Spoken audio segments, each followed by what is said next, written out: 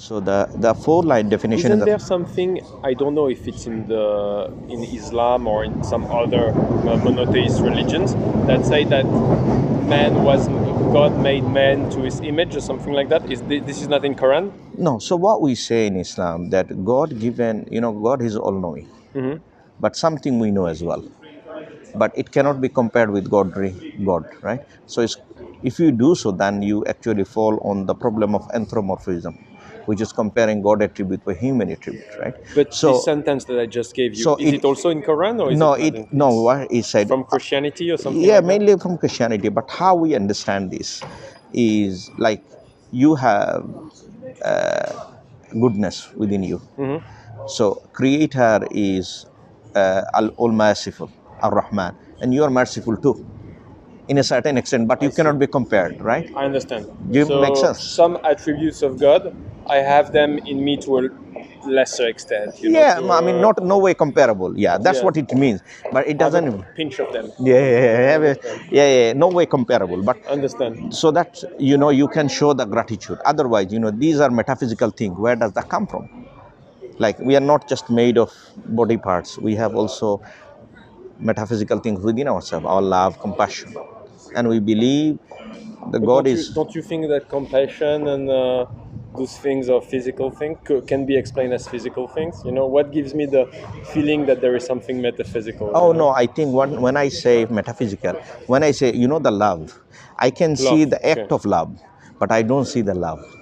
Okay, yeah. Do you see? So it's So like, you don't see the concept? Is that what you yeah, mean? exactly. You But you you see cannot the see effect of it. expression of the Like, concept. like I give you the book Okay. out of love, but you see my act, but you don't see my intention. It's a little bit like saying there's the Does it make sense? well, for me what you're saying is a little bit like there's a circle, there's the idea of the circle, but there is no perfect circle in the world. There is No, only no, no, no, no, no. instances of Nah, I think circles. let me make it clear. No, That's this not is what not. you're No, saying. no, no, no. So now, if I say I give you a book that is tangible, I can touch it and feel it. But love, when someone, a mother, when she loves her child, you see the act of the love. Yeah. You don't see what's inside her. Okay. Yeah, which But now, like for example, you make an intention to go to the gym. Yeah. You body work it I out, see. but the intention that drive you to do the work. But what I would tend to argue that intention is physical too. When no, physical does something has to be touchable. So can you So find? that's what you mean by Yeah, that. yeah, Okay. yeah. So it's intangible. Intangible. That's what. Yeah. Okay. Got it. Nice. So therefore, we say God is all perfect, all knowing, all seeing, all hearing, right? And He cannot be perfect and imperfect at the same time. He's perfect all the time. And like for example, can God be a man? I say if God wanted to, He can, but it does not suit His Majesty. Means God cannot be perfect and imperfect at the same time. So therefore, Islamic concept of God goes aligned with the human nature, like human mind, uncorrupted belief. Therefore, people can connect straight away to this maker. And we have a 4-line definition in the Quran. Allah said, Qul hu Allahu ahad. Say Allah is one. Allahu samad. Allah the eternal refuge. Means always exists there, and everything else comes into existence. And then Allah refuting the idea someone saying God have a father and a son, how He said, Lam yalid walam yulad. He begets nor begotten. Means he begets nor begotten. Means He doesn't have a father, neither He have a son. And the final verse goes like that, Walam yakullahu kufuwan ahad. There is nothing comparable to Him. So you can't find any comparable to God, any likeness of God. So therefore, we identified now who the true God is. If that does it make sense, or does it connect with you? That definition. Yeah. It does, isn't it? Because it's very, it's very. I would say we call it fitra, yeah, which is the innate nature of human being that will connect to that understanding. You see, and then we have like reasoning, like we think, we ponder, we reflect, and when Allah said, there is another type of evidences Allah left in the creation, right, which is the sign, right? So when we see sun, the moon, the star, and galaxy, we straight away we attribute it to a higher being. So that, because how can you connect with a higher being? First, you had this information within you that there is a higher being. Therefore, you connect. Otherwise, you would have connected with something else. Does it make sense? Yeah. Bit Oh, deeper in some time, isn't it? Thank you very much. What's but your you name? know, Aziz. But you know, I was gonna say the final bit, which is now we have established who Allah, the Creator, is. Now, what is our purpose?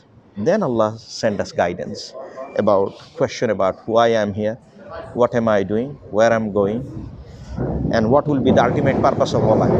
All those questions of existential question cannot be answered through our subjective mind, because we are not informed about our purpose through our So subjective no understanding. free will. No, we have free will. You have free will? We have free. So But if you have a purpose that is already, that your creator is giving you, how is that compatible with? Yes, okay, that's a very good question. So what we say in Islam, either you have one view is determinism and one is complete free will, and we believe, I'm a compatibilist, which is in between. We believe, so we believe we have some limited free will, but my will not be action until and unless Allah allowed it to. So when God allows certain things happen in your life, but also God gives you free will so that He can test you. But within that mechanism, nobody knows how God works. Okay. So, but it makes sense. So you have different people thinking different things No, about this in Islam. no. Islam, we talk about compatibilism, which is the Okay. medium. We have the free will, limited free will, but the same things, same way we say God decreed things, but then He will give you free will.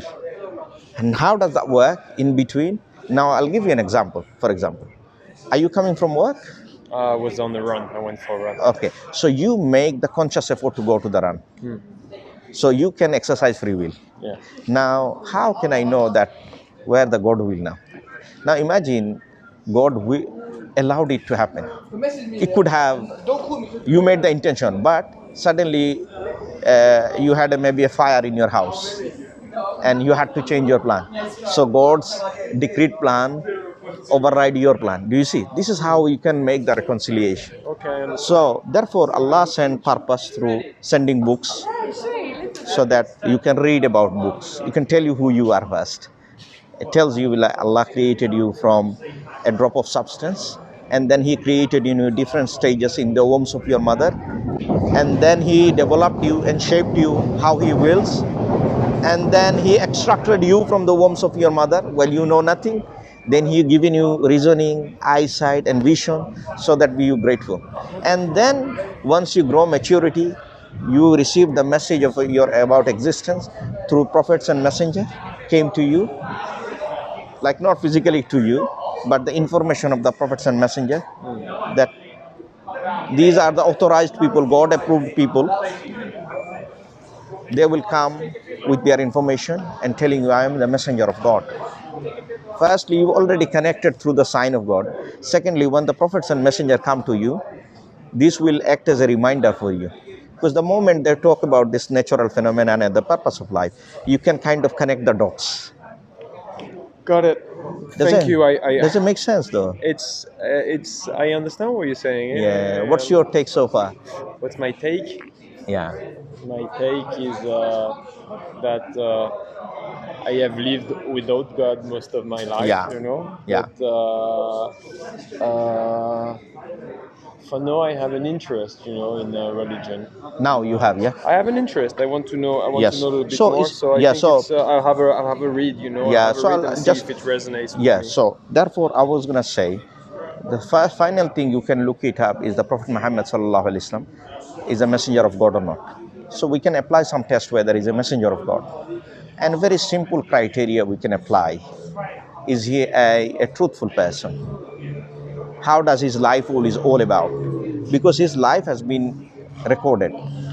The story of his life has been recorded in our teaching. We call it sunnah, right? His way of saying things, acting upon, approval, all of the things, his life, all we take as an example. So if you look at the totality of his life, did he lie at any point of his life? So we never find he is a liar. And in fact, the people of his community given title called Al-Amin, means Al-Amin and As-Sadiq, the trustworthy and truthful. So it doesn't apply. So he's a truthful person. The second thing, can you be deluded?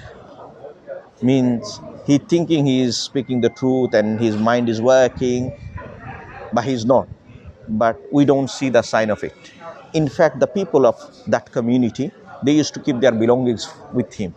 Now imagine if you think I am deluded, would you keep your gold to me? No. No. So, and then the third possibility, that if you look at his life, then it indicating one thing to you: who is a prophet and messenger of God, right? So now this is called testimony claim, right? And prophet and messenger of God. Now you have his prophecy, like many things he said about that will happen, that will happen, that will happen, right? And things exactly happen. And one of the famous one is in the Quran, chapter 30.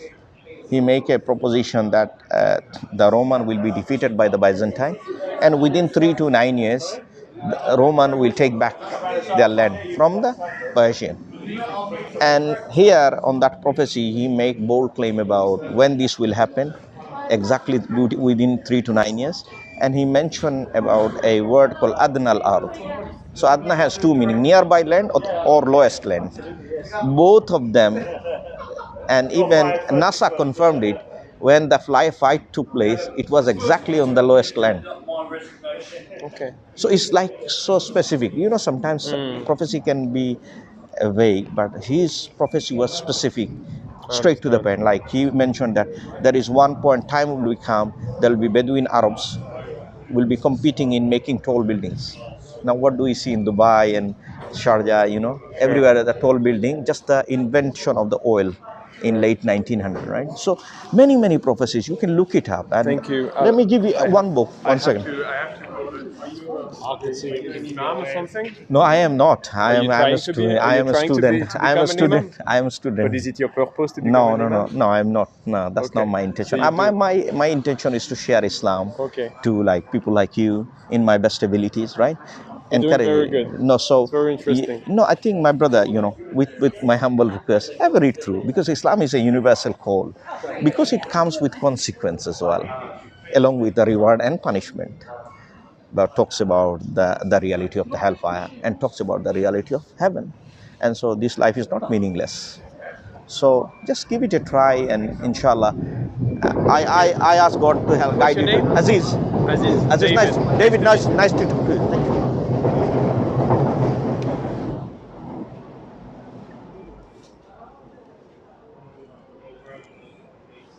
David,